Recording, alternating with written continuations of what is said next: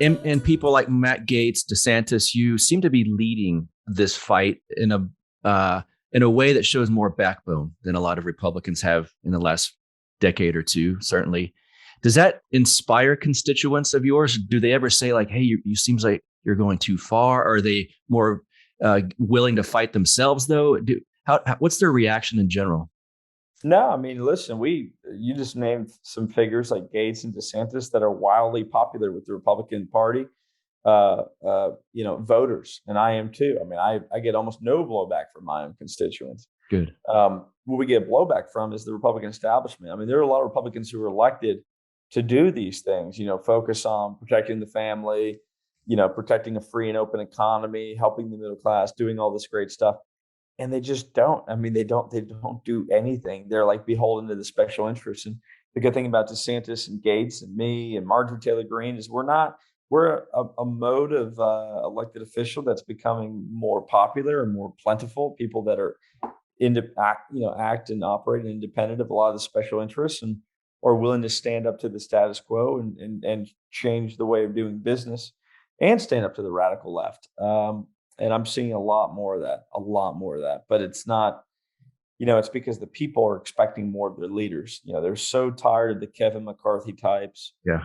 and just the moderate Republican types and the do nothings. And that's still a majority of the party. A lot of people think RINOs are like this minority Hmm. of the party. It's like Cheney's a RINO, Kinziger's a RINO, Mitt Romney's a RINO. And then that's about it. No, it's like quite the opposite. Those guys are really vocal and extreme RINOs. I get it. But like most of the Republicans are RINOs. Like most of the elected officials are do nothing, play it safe, don't challenge the status quo, don't speak up, don't do anything, don't use your pulpit type officials.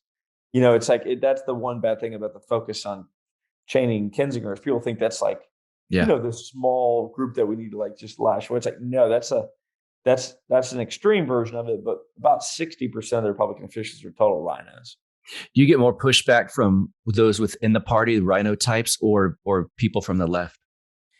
From within the party, absolutely. Wow. Because you have to understand the Rhino establishment, right, which is a majority of the congressmen, especially guys like Kevin McCarthy, they love the left. They love AOC. They love Pelosi because what happens is it helps them with fundraising and it also really makes them feel that they're like being a tough constitutional conservative because they're not AOC. So if you're standing next to AOC as a Republican, you get to, appear as this really freedom loving based awesome patriot.